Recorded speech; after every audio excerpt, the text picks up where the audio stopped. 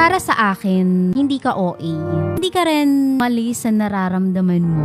Kasi ang sakit sa puso ng ganong experience, yung nandun ka, physically present, pero parang wala ka sa eksena. Alam mo yun? Alam mong ikaw yung present girlfriend, di ba? Ay, parang hangin ka lang doon. At sa pinaka-importanteng tao na dapat ipinaglalaban ka, doon ka pa walang nararamdamang protection. Pagmamalaki, proud siya na ikaw yung girlfriend niya. Or kahit sa simpleng pagpapakilala man lamang na ikaw yung kapalit. Charot. ng ex nila. Ng anak nila. Charot. Doon din masakit yung tanong mo, bakit ka pa kasi sumama? Kasi yung tanong na ganun, parang puno ng pain, ng regret, ng confusion. Hindi mo kasalanan na sumama ka. Ang mali lang ay nagpakumbaba ka sa sitwasyong hindi ka binigyan ng tamang halaga.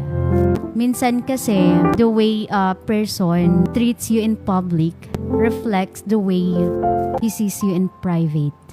Kung hindi siya proud na ipakilala ka in front of his family, if he can't speak up when someone disrespect your place in his life, baka hindi siya ready. Baka hindi siya ready to be in a relationship where mutual respect and protection are required. Kasi yung hindi ka pinakilala bilang ikaw yung present girlfriend, that alone is a red flag. Diba? Okay ka lang? Hindi yun tungkol sa pagiging dramatic. This is about dignity. If you're already part of his life, dapat ipakilala ka.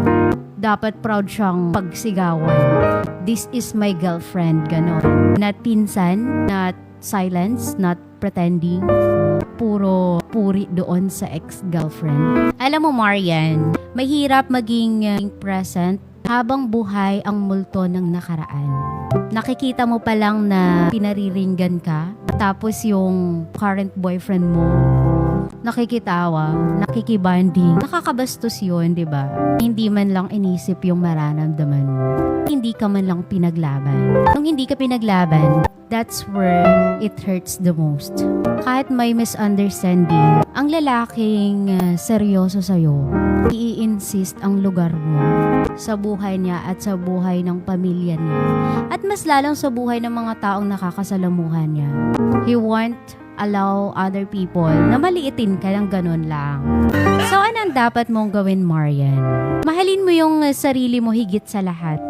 Hindi mo kailangan ng relasyon na ikaw pa ang laging nag-a-adjust, nag-iintindi, at kinakain ang pride para lang makasama siya. Ang tunay na pag-ibig, hindi ka ipagkakaila, hindi ka i-deny. Paparamdam na ikaw lang ang extra sa sariling love story mo. Kaya nga, in a relationship, kasi dapat dalawa kayo.